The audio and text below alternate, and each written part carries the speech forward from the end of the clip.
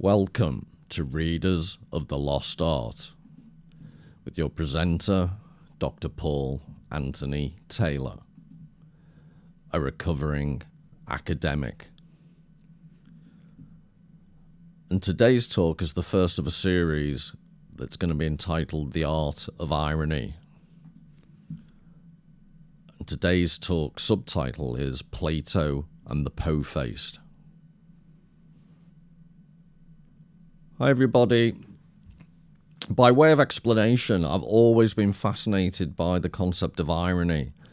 And I'm going to argue in this series that irony is a very particular property of art. And good philosophy also shares a good ironic component. So because the channel as a whole is devoted to getting different realms of knowledge to interact with each other, so poetry and literature and visual art to combine and make up for each other's deficiencies or the things they don't do very well, so that the sum is greater than the individual parts. We've looked at literature, their novels, we've looked at poetry, there's been lots of visual art so far, and there has been some philosophy, but I want to tackle philosophy a bit more directly. And who better than to start at, not the first, the pre-Socratic philosophers, but Plato, who a large body of his work is his interpretation of the teachings of Socrates. But Plato's, up there as one of the godfathers of Western philosophy. And I think the reference here to the po-faced are all those interpreters who I believe, through a lack of irony, have completely misunderstood the importance of Plato. So it's quite a pompous attitude to take that there's a lot of great philosophers and great names that I genuinely think have massively misinterpreted Plato. Now, it's partly my personal view, but I will obviously give backing from much more significant thinkers than I can ever hope to be for arguing that. But so we'll see as we go along, and I'll be giving you references, so you're obviously free to check out for yourself to the extent to which my interpretation differs from the original and other people's take on Plato. But the phrase po-faced, I didn't realise, because I've always loved the phrase, but I believe it's not well known in North America, not that it's particularly well known in the UK either, but I believe its origins are, it was recorded in around about 1935 in the Oxford English Dictionary, and there's, like a lot of these phrases, there isn't a clear etymology, there isn't a clear origin for where it came from. Two theories, and there are many, but I think the two biggest theories are it refers to poker faced, so that your face is unrevealing of any emotion. So don't worry, I'm not going to start singing Lady Gaga. That's one explanation, poker face. But the other one is po-faced refers to a chamber pot, and po is an abbreviation of pot. So the idea is that your face looks like the inside of a chamber pot, which is my preferred explanation. But in either case, po-faced refers to, it's a pejorative phrase for people who just don't get it, or they're being hypocritically sanctimonious and lacking a nuanced interpretation of something. Po-faced, I just think it's a great phrase, but I'll explain why I think people have misunderstood Plato, but more significantly, why Plato is so important for the better understanding of art, and why Plato's philosophy, when it's combined with the artistic mentality, the philosophy and your understanding of art, I'd suggest they both mutually benefit. But we'll see if you're convinced as we go along. So this is a quote from a book written about Wittgenstein, who I'll explain in a second later on about his significance. But in this book about Wittgenstein, this is the author David Pearce, his description of what he believes is Wittgenstein's approach in his later work, and I'll explain why Wittgenstein's later versus his earlier work, it's a crucial distinction. But anyway, Pearce is saying here about Wittgenstein, the understanding that philosophers seek can never be caught by a theory, but only by description, which makes us see the familiar phenomena in the right way. Philosophy is like art. Now, why this is... So that's the origin of the phrase, of this quotation.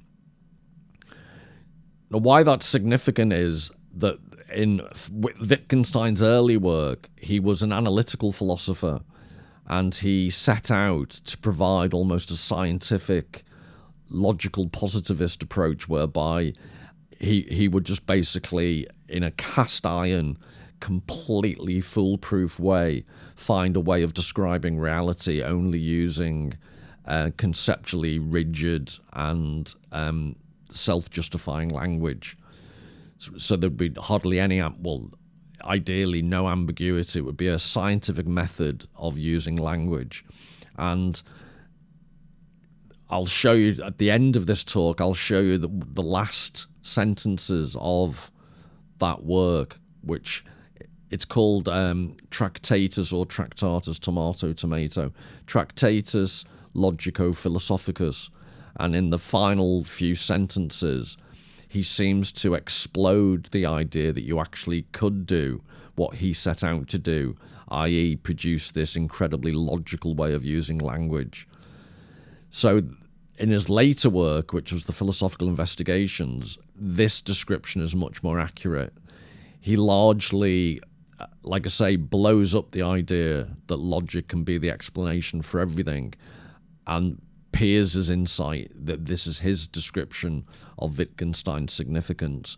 This last sentence, philosophy is like art. And that's the theme I really wanted to explore today, this idea that philosophy is like art. And my argument is, philosophy, in most laypersons' understanding of the notion, it's far too often associated with science. And yes, logical thinking is obviously a part of philosophy, or it should be, but not to the exclusion of everything else.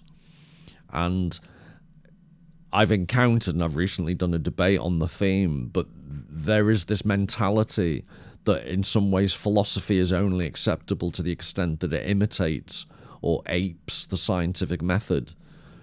And I think, and I'll use Plato to back myself up, I think that's just a profound misunderstanding. Science is hugely important. You don't want to get in a plane or in an elevator or anything like that that has been designed by an engineer who doesn't understand anything about science. But that doesn't mean scientists get to have a say about everything else in society and culture. And I would suggest that art exists in our society, obviously, but sometimes it feels like it's just tolerated to the extent it's a distraction or it's a form of entertainment, but it's not really serious, and it's not a really serious way of understanding the human condition. And I'd argue both philosophy and art, they need defending as entities very important in their own right, that contribute things to human knowledge that science cannot hope to. And that's something we'll see. And in future videos, I think I'm going to try and go into a bit of depth on Wittgenstein, whilst hopefully trying to keep it as accessible as possible, which is a big ask if you've read any Wittgenstein, but we'll see. This is, just to get straight into it, this is an image of Plato's cave, which is an allegory that is contained within Book 7 of Plato's Republic.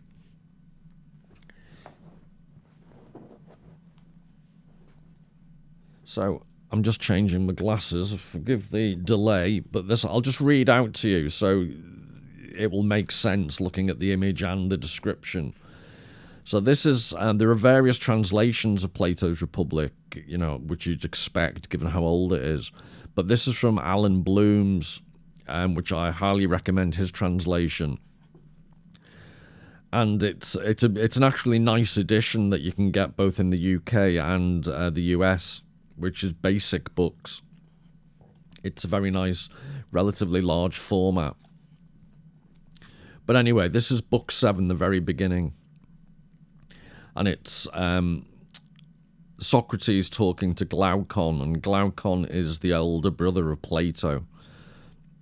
And remember, Plato obviously wrote the Republic, but Plato always uses other characters.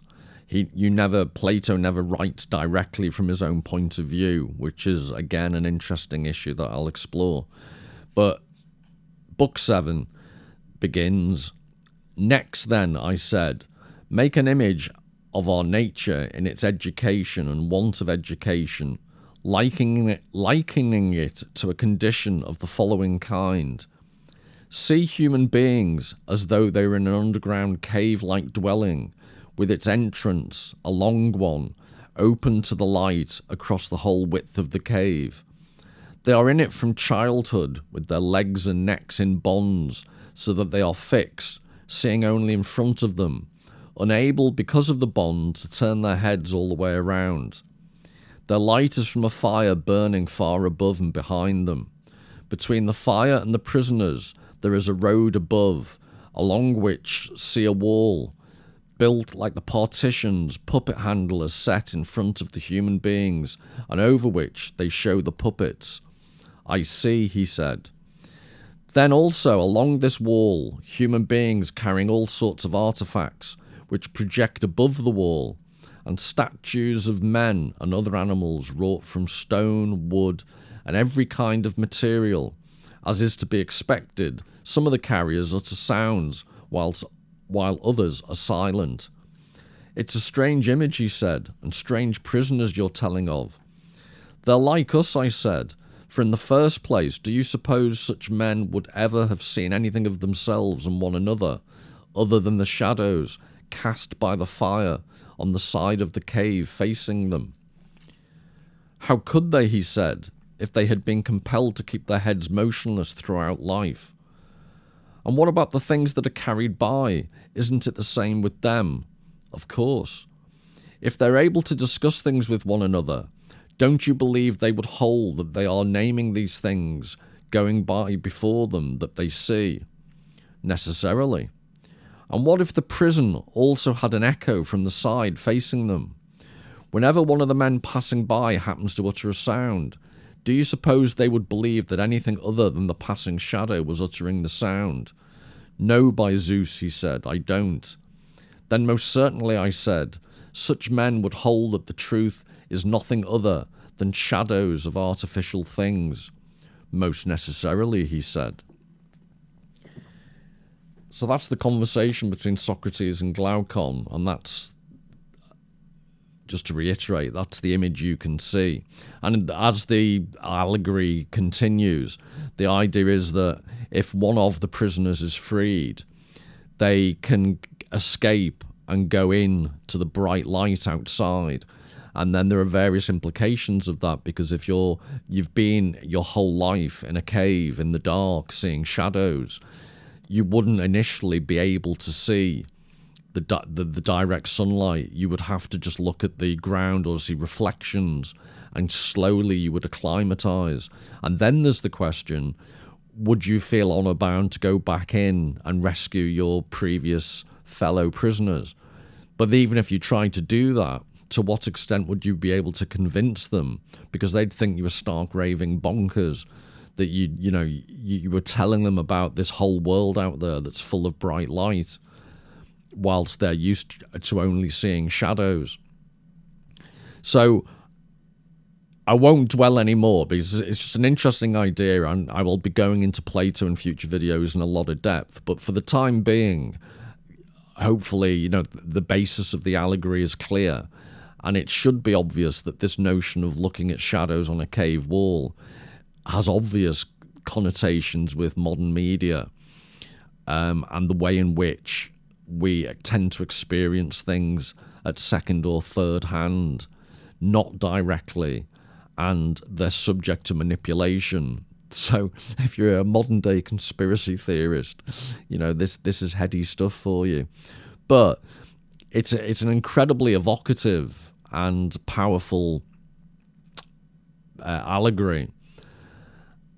But this goes straight to the key issue about Plato and how he's interpreted. I would emphasize strongly, it's called the allegory of Plato. It's always referred to as the allegory of the cave. It's an allegory. It's a mode of narrative expression. So I would suggest that the idea that you actually can, the human condition is such that you actually can leave the cave of our existence and find the one true light. It's aspirational, and it's something that you could use as a model while simultaneously knowing you're never going to achieve it. But this goes to my description of some interpreters as po-faced. They've taken a very literal interpretation that the Platonic notion of truth is such that it can be achieved. There is a cave that we can escape, and there is a truth to be found. And it's called the correspondence theory of truth, the notion that there is a truth that we could compare conditions with, and until we find, a much better example of the one true thing. Whereas it's much clearer that shadows from, manipulated objects is not the real truth.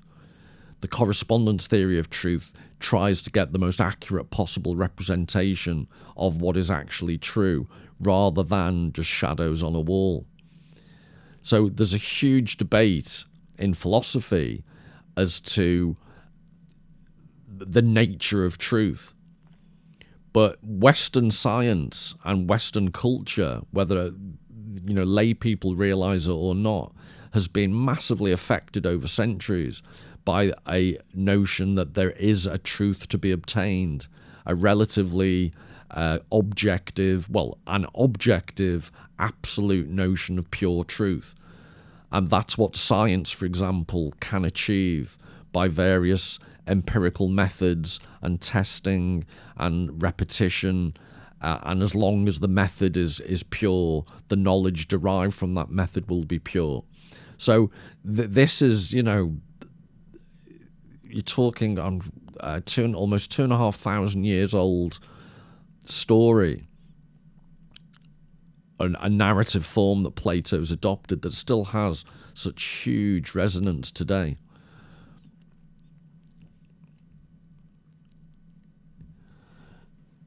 And one of the implications is, if you adopt the Platonic idea that there is an absolute truth, that you want to find ways to make representations that correspond with that truth. This is just a depiction of how perspective works in art. So you're talking about how in art you can represent reality using basic mathematical mapping of an external reality in quite a scientific way. And therefore, so this is just, a hand-drawn picture that is at least geometrically very close to a much more scientifically accurate photograph. But it's the idea that art can, if you want it to, be used as a form of scientifically accurate representation.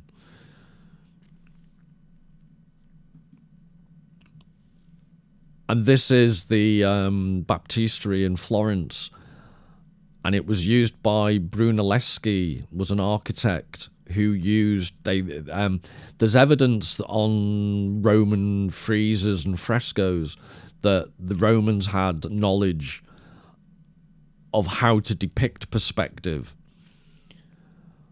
But it wasn't until the Renaissance, so I think this was in the Brunelleschi was knocking around about 1415.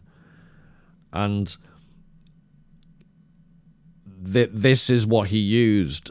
A representation of this design was then used by Brunelleschi, developed the concept of visual perspective, and a guy called Alberti, I think it was 1435, he wrote it down, but it was Brunelleschi's idea, but refinding classical notions of perspective, reinvigorating the idea, but Alberti was the one who codified it into a book. So that's because it's a geometrically regular shaped building. This is a depiction of how this building could be represented in true perspective. So the idea is the guy's holding a mirror, so the mirror face is facing the picture that's been drawn in accurate perspective.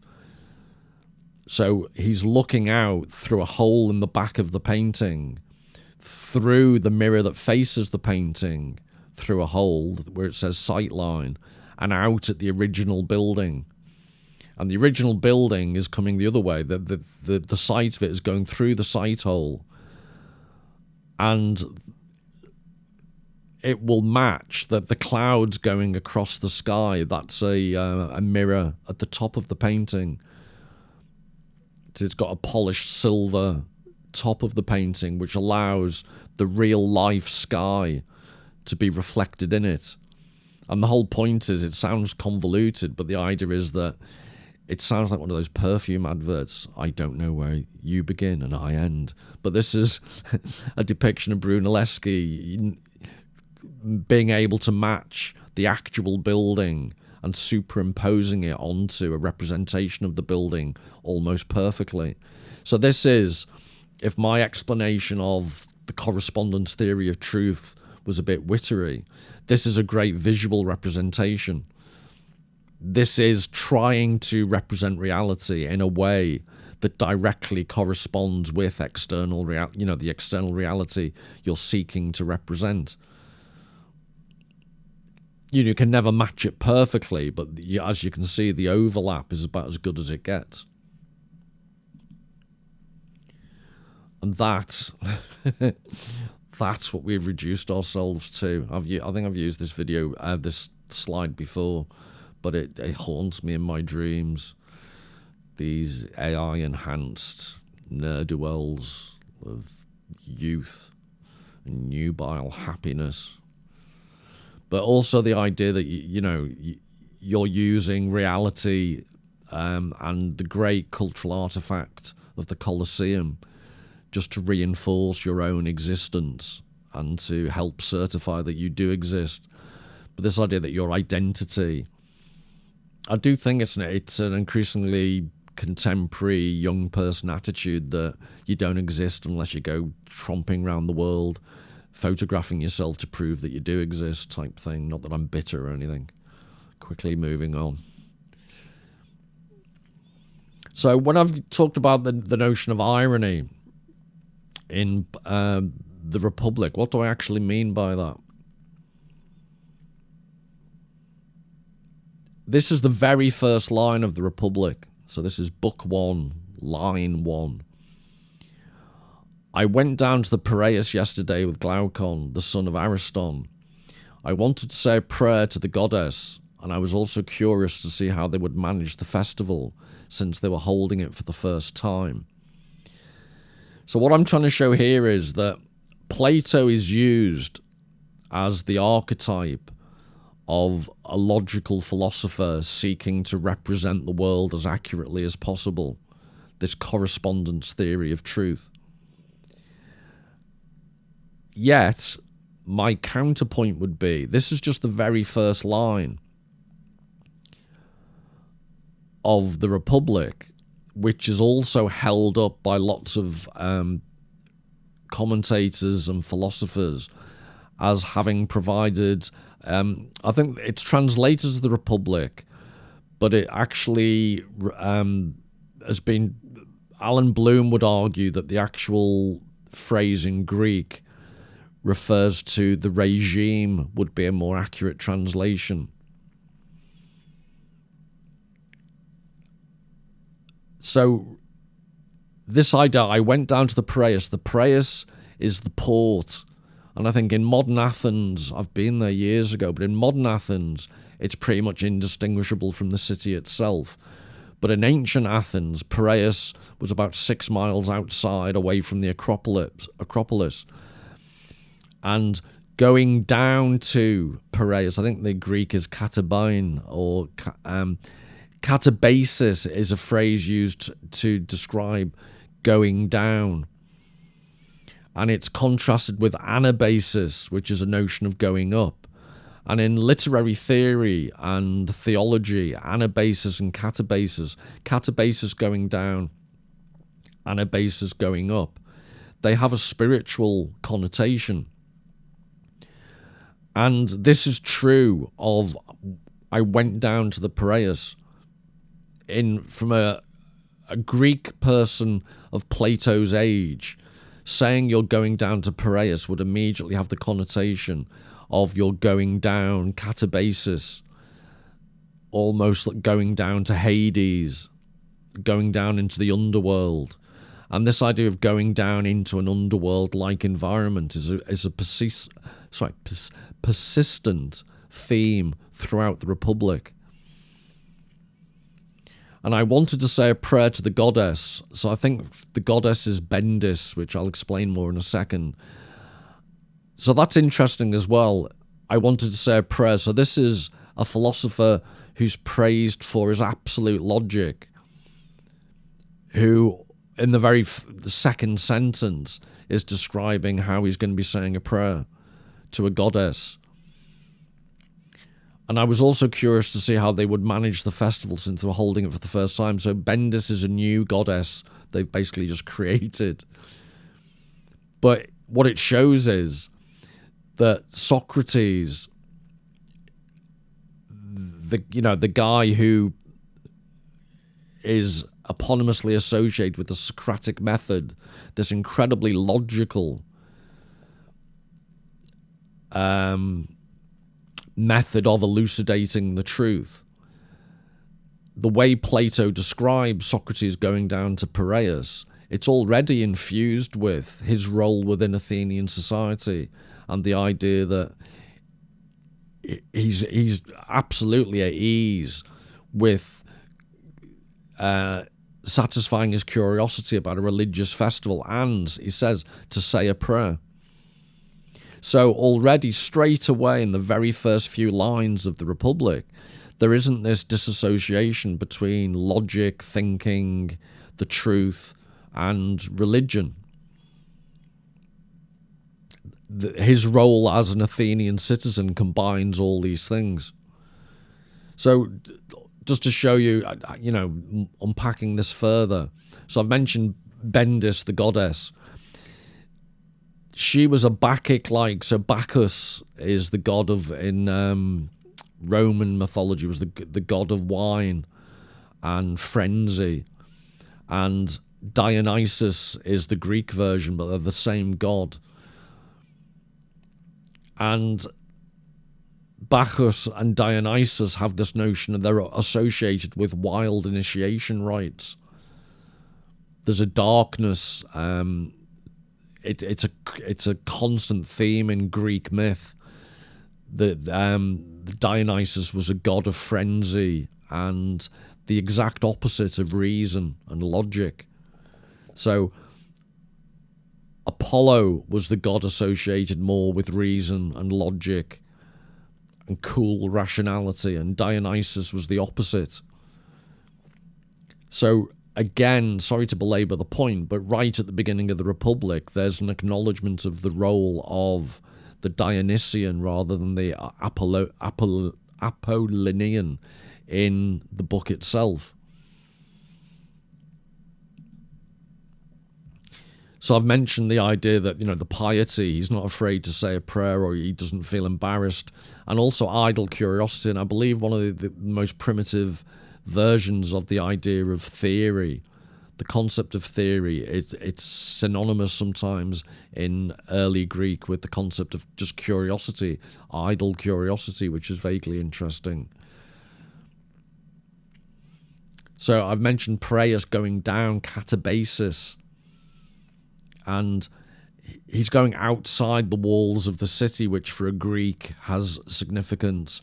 Also, Piraeus was where a battle was fought between, I won't get into the details of Greek history, but there was a civil war in Athens, and they were called the 30 Tyrants, and the democratic forces defeated the 30 Tyrants at Piraeus. It was where they made a stand. And I think the Spartans then got involved, and there was some type of truce, and democracy was reinstated. But Piraeus is also associated with being the centre of democracy. So it's another association. So when you just read, I went down to Piraeus yesterday with Glaucon, what I'm trying to emphasise is this isn't just a bland description. For a Greek listener or reader, this has connotation after connotation. And then there was also the idea when you go across the river, Lethe in Greek mythology is a river in the underworld, and it's a river of oblivion. But then there's the further complication that in Greek mythology, there's a beautiful book called The Masters of the Truth, which is all about how the Greeks interpreted truth. But in early Greek society, the relationship between oblivion, memory, and truth, the relationship between Apollo and Dionysus, were much more complicated. There wasn't just our modern Western separation between being oblivious and knowing the truth. With initiation rites, for example, the idea was that you found enlightenment by going through this frenzied initiation rite that we know very little of, because the first rule of the Dionysian Club was never talk about the Dionysian Club. But just to emphasize, this going across the river also to a Greek would have yet more, ancient Greek would have more connotations. So when I say irony, I'm just pointing out, I'm using irony just to describe a lack of clarity. There are layers of meaning, there are layers of ambiguity that I strongly think it's a massive mistake to take these out of what the Republic and the logic of the Republic is all about. And I'm arguing in our modern society that it tries to compartmentalize the role of art and philosophy off to the side. They've got nothing to do with science. It's not true, at least to how the Greeks would have associated the relationship of art, philosophy, and forms of narrative. Which backs up this point, logos. I'm going to do a long video, or hopefully not too long, but a video on the notion of logos, which is reasonable speech. There's so many definitions you could give of logos, but perhaps the simplest is the notion of reasonable speech. And reasonable speech is not the same as logic, but the modern word logic we get from logos, because it's a decaffeinated form of logos. For the ancient Greeks, logos was, the notion of reasonable speech as logos was innately associated with the polis, the city-state. And that they actually had, for someone who wasn't political, a non-political person, they would call an idiotes, an idiot. So logic only meant something, reasonable speech, logic only meant something to the Greeks if it was part of an active citizenry. It wasn't this isolated scientific notion. So that may or may not interest, or you may not think that's particularly relevant, but I'm just pointing out logic has evolved in a modern sense and lost its roots in the ancient sense. And in terms of art and philosophy, I think that's actually quite significant. So here's an example of an ironic critic. So Aristophanes, he wrote this satire called The Clouds in 423 BC, which is, Aristophanes was quite lewd, I think the word would be. Quite rude, and the satires were quite basic. But he, in The Clouds, made direct fun of Socrates.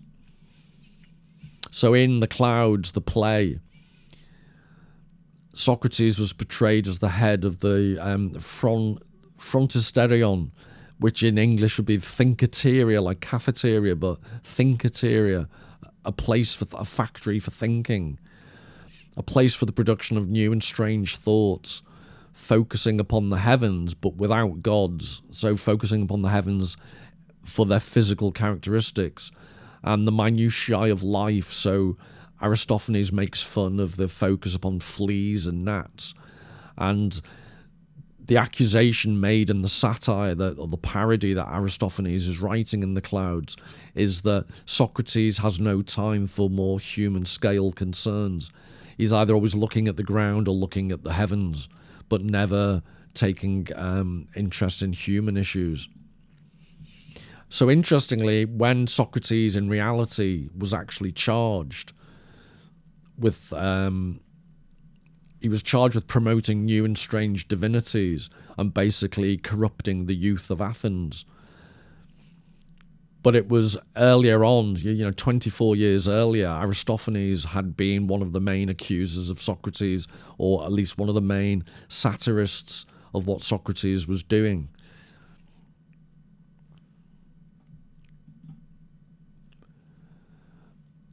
So Aristophanes was doing it through art. So I wouldn't have him as a po-faced critic. He was making fun of Socrates. But these are different. These are the beginnings of the po-faced lack of ability to understand what Plato was doing. So in the Politics by Aristotle in 350 BC, there's a very literal understanding of what Socrates was trying to do. Even in The Birth of Tragedy by Nietzsche in 1872, like Nietzsche's, quite often an ironic type of writer, but he refers to Socrates as having created the cocoon of logical schematism. And then the worst of all these examples, talk about po-faced Popper. Karl Popper was an Austrian scientist who fled to Britain because of the Second World War, the rise of the Nazis, and then lived in London, I believe, or in Britain for sure. The Open Society and Its Enemies was 2 volumes, and one whole volume was devoted to how Plato's thoughts and mentality led to the Nazis. So all three, Aristotle, Nietzsche, Popper, they all understand Socrates as being a logician of pursuing the Socratic method of asking questions until you get more closer and closer to a logical truth. They all interpreted that in quite a literal way. So one example of in the Republic is, it's called polis, the beautiful city. And the idea is that Plato discusses through Socrates how the beautiful city, it's a thought experiment. If we were going to create a beautiful city, how would it be run? And it's just bonkers that the idea is basically people would live in communes, families would be split up, fathers and mothers wouldn't see their children. Famously, everyone always refers to the idea poetry wouldn't be allowed. And what I'm trying to say here is that all of these thinkers in their various ways have taken the thought experiment that Plato told through the mouth of Socrates, and they've taken it as somehow literal, that this is what Plato was advocating, rather than Plato was exploring, and by presenting it in a dramatic form, Plato was exploring how unfeasible and how unrealistic and how excessively rational it was. So there's a major failure of lots of these important thinkers not to see Plato presenting a literary narrative with philosophical implications. They're completely downgrading the artistic aspect of the Republic.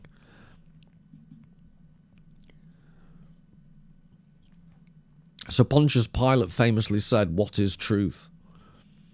And I've mentioned earlier the notion of logos. Originally, as well as reasonable speech. This is what I was saying. It has so many connotations, but there was also a connotation of gathering together. And that was then associated with the concept of discourse. And then that evolved ultimately into the notion of logic. You've also got the notion of aletheia. So these are all notions of how the Greeks might have thought of truth. Aletheia refers to an unveiling, a revealing, the concept of the true. But that can be contrasted with the Roman versions of veritas. The Romans had this concept which is much more similar to the idea of truth as correspondence, truth as being correct. And it might sound like a bit of a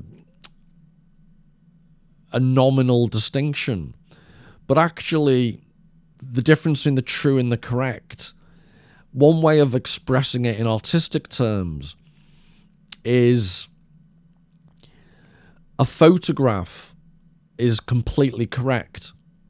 So in modern times, it's a digital photograph. It would be a chemical process to get the external reality onto a photographic plate and film, and it would be processed, and then you'd have a completely chemically mediated, correct representation of reality.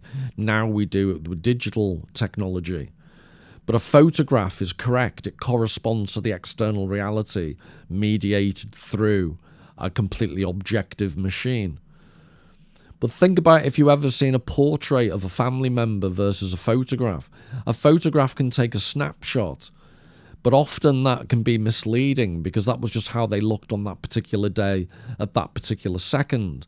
Whereas if a good artist makes a portrait of one of your loved ones, arguably that is less correct, but it's truer. So that's just one little example of how the correct may not be the true and the true may not be the correct. Arguably, truth has elements to it that go beyond the merely correct. And then this idea of metaphero, the basis of our word metaphor, which means to carry over, to transfer. And that is an essential aspect of human narrative. So the allegory of the cave is in metaphorical form. So ironically, Plato is describing how we search for knowledge, objective, true knowledge, but he's doing it through an allegory. He's doing it through using metaphorical construction of language. And Ian McGilchrist, if you haven't come across his work, The Master and His Emissary is his famous book. And then he's done a massive 2-volume work called The Matter with Things. And he explains how left hemisphere versus right hemisphere. He draws links with the idea that narrative forms of human knowledge rely upon a combination of both sides of the brain.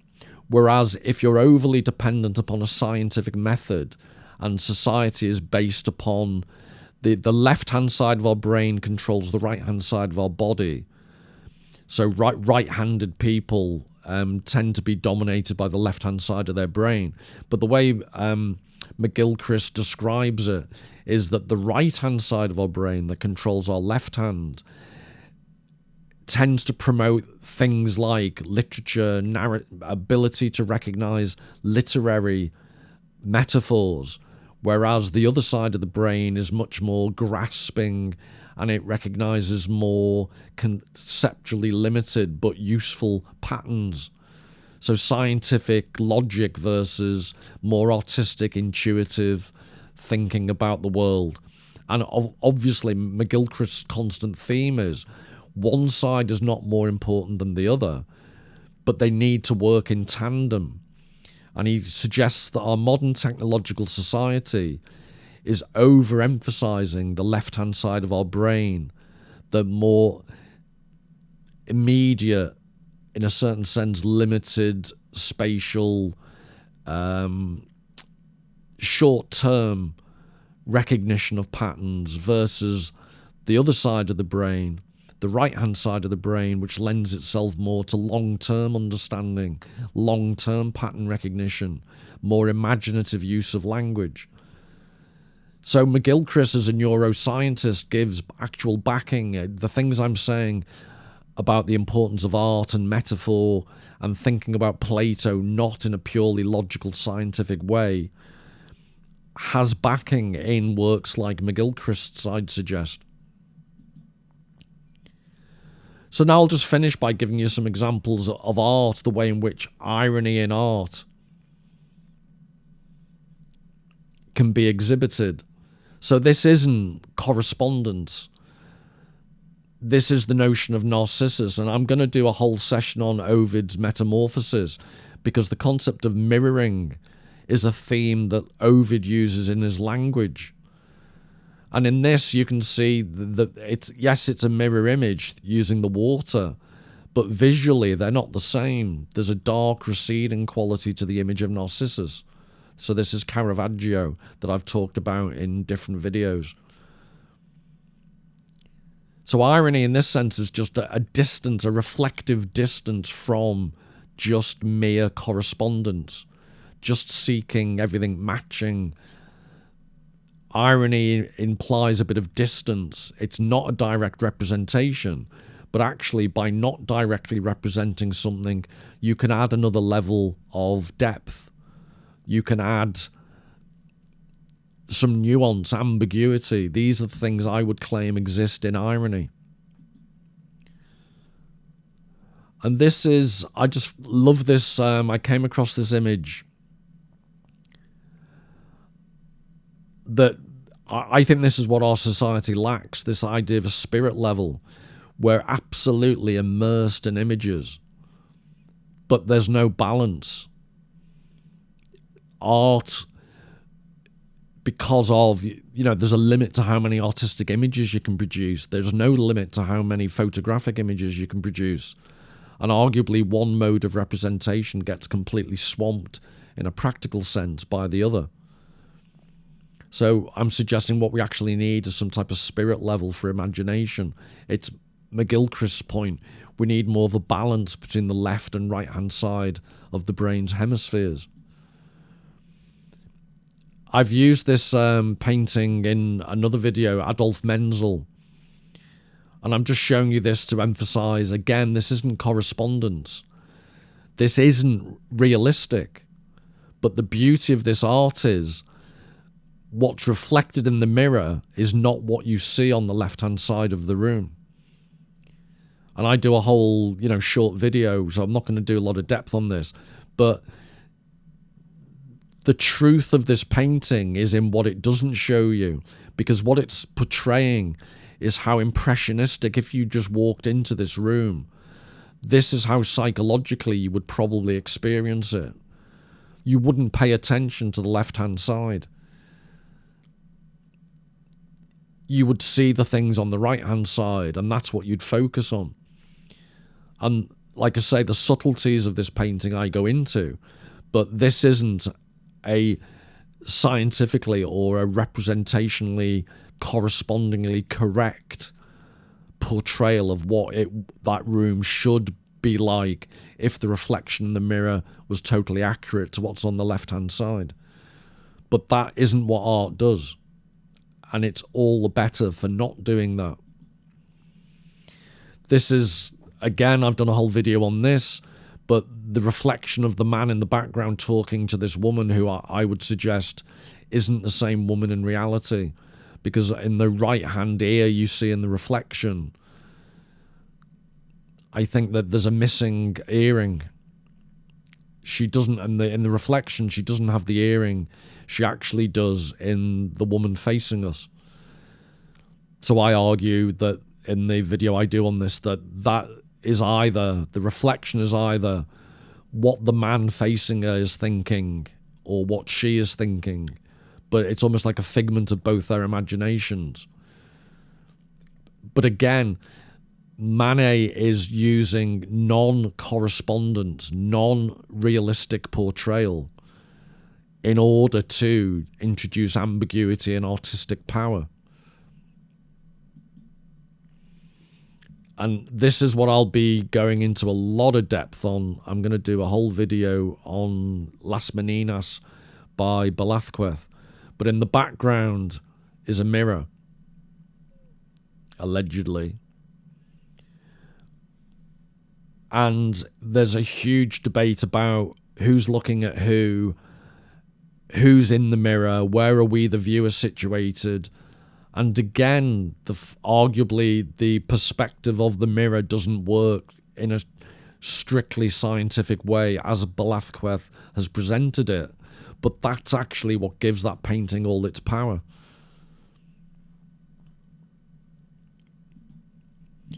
And then this is I think it's spelled Rokeby, but it's pronounced Rukeby apparently.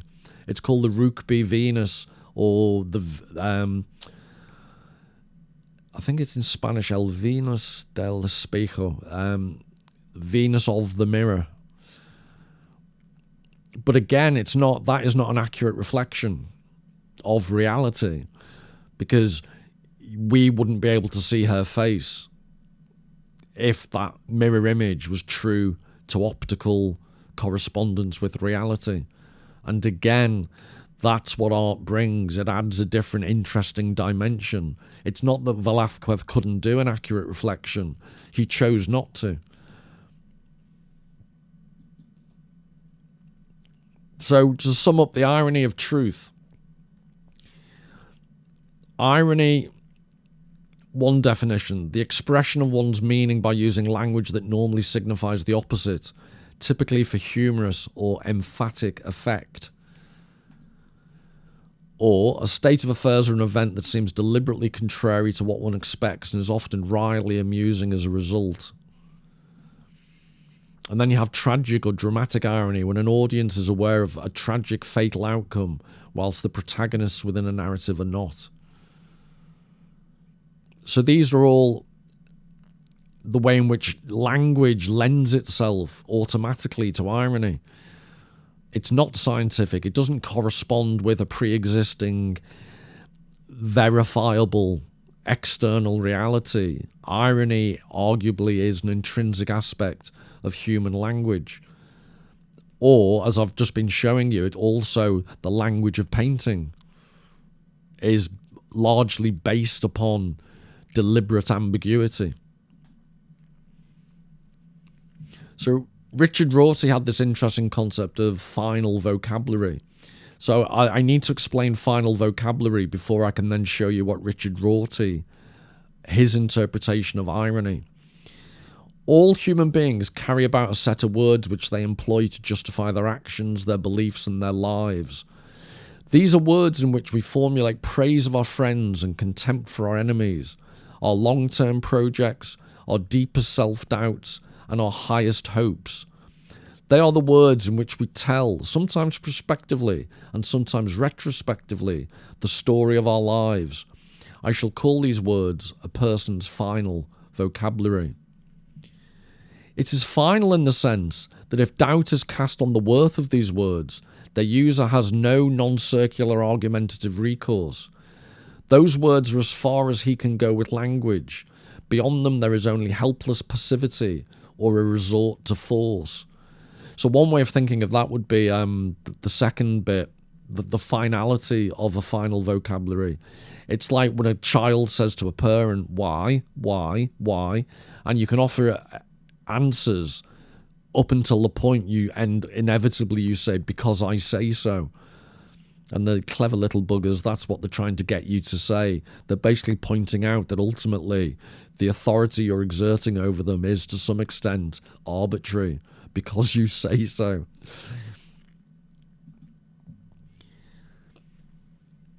So you needed that definition so that I could then show you what his definition of irony is. I shall define an ironist as someone who fulfills three conditions. She has radical and continuing doubts about the final vocabulary she currently uses, because she has been impressed by other vocabularies taken as final by people or books she has encountered. She realizes that argument phrased in her present vocabulary can neither underwrite nor dissolve those doubts. 3. Insofar as she philosophizes about her situation, she does not think that her vocabulary is closer to reality than others, that it is in touch with a power not herself. So these are all Rorty, Richard Rorty, an American philosophy professor, like I said before, died in 2007, I think it was. But he uses irony in his philosophical conception of the world in a way that's very like art, because he's suggesting that if you're an ironist, you don't have certainty. It doesn't mean that you go through the world like never knowing what to do, but it just means that you should, a true ironist, and he's promoting irony as a worthwhile, valuable social quality, is that we should value irony because it stops us just reverting to false certainty or dogmatism. So yes, science is important, but there are lots of dogmatic users of science in society that use it to beat people over the head and deny almost that its political implications and its cultural implications, they are the only arbiters. Those who follow the scientific method seemingly also want a monopoly on how science is used or interpreted in a more cultural sense. Yes, you want science for basic causal and engineering features, but you don't only exclusively want science to help you understand the human condition. There's a whole other realm. Just like in Plato, he was describing the rigorous conceptual logical procedure of Socrates, but he did so ironically in ironic narrative forms. So Plato was aware of this, yet many of his interpreters failed to give him due credit for it. And Wittgenstein I mentioned at the beginning, and this is who I'll look at in a detailed video. So in 1921, he tried to produce this non-ironic, purely conceptual, purely coherent, purely corresponding with reality, logical language in Tractatus Logico-Philosophicus. He died in 1951, so that's when that was published. In 1951 he died, and 2 years posthumously after he died, his Philosophical Investigations was published. And that is much more in the spirit of all the things I've been saying, promoting the notion of philosophy as more of an art containing an ironic sensibility.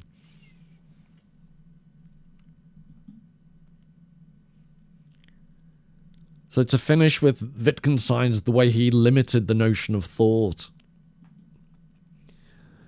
These are the final sections. He numbered all the sentences. So that's what the numbers on the left are. And this is on the final page of the Tractatus Logico-Philosophicus by Ludwig Wittgenstein. There are indeed things that cannot be put into words. They make themselves manifest. They are what is mystical. My propositions serve as elucidations. Anyone who understands me eventually recognizes them as nonsensical when he has used them as steps to climb up beyond them. He must, so to speak, throw away the ladder after he has climbed up. He must transcend those propositions, and then he will see the world aright. What we cannot speak about, we must pass over in silence. So this is really difficult stuff that I will go into and try and explain as simply as possible. But for the time being, what this points to, this is the conclusion of Wittgenstein's attempt to produce a purely logical work. And what you can see, you don't need to be familiar with the whole book to realize that from these words, he's almost exploded. He's basically saying, I've gone as far as I can within the language of logic. But actually, what he finds is that you can only go so far. What we cannot speak about, we must pass over in silence. there's a huge realm of human experience that logic cannot deal with or describe. And he didn't pass over in silence, because he found a way to speak about it in the work published after his death. He spent the next 30 odd years pursuing a more artistic way of thinking. So this is one of the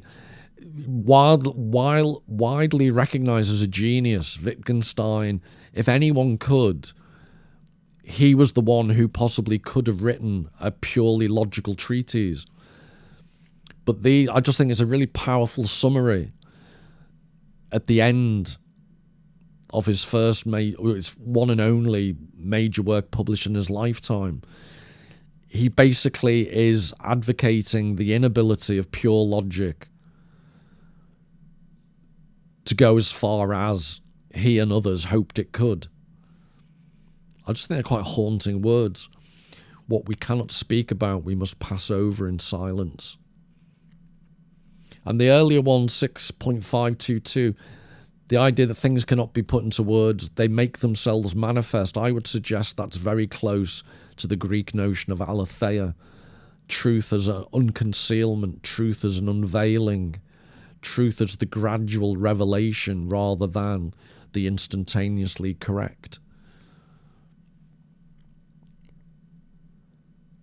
And then I'll just finish with you've seen it before. I think I used it in my introductory video, Caspar David Friedrich, A Wanderer Above the Sea of Fog.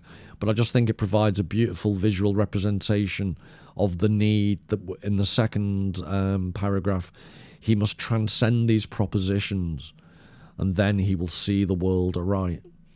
So I just think the following is, a beautiful representation of transcendence. So I know all that was quite difficult, and I will be doing detailed future videos on all the core concepts.